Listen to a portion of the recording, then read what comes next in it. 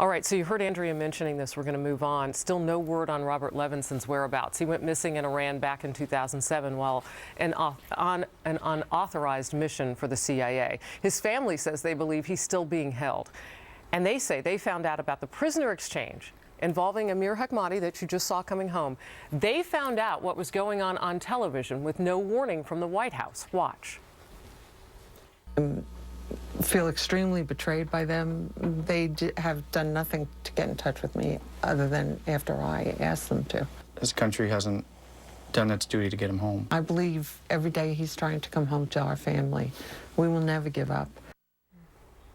Earlier this week, Secretary Kerry tweeted that as part of the swap, Iran agreed to, quote, deepen coordination in the search for Levinson.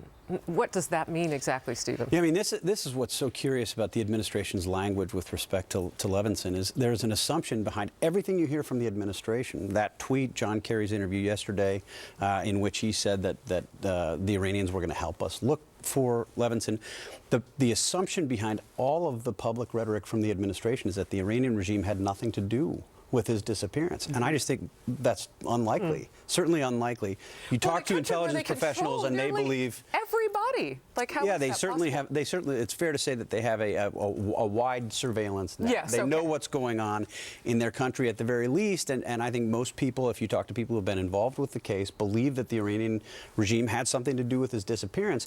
And the administration, if they did, every single time the administration gives them that presumption of innocence, I think it sets back his cause and it makes the United States, frankly, look foolish on the international stage. If not innocence, at the very least neutrality, right? Which both are complicated. Andrea, though, you say that this goes deeper.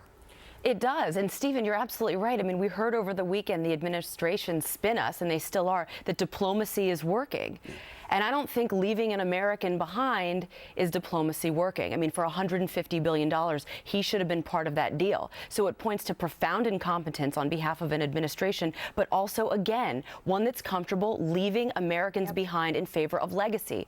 We saw this before on September 11th, 2012. Why are they comfortable leaving Americans behind? Yeah. And it does send a message to anyone else going overseas. Are you on your own if you get yourself into some trouble? It's another reason to see 13 Hours. I mean, you watch this movie, those were other contractors in place. I think Americans don't necessarily understand what our contractors are doing.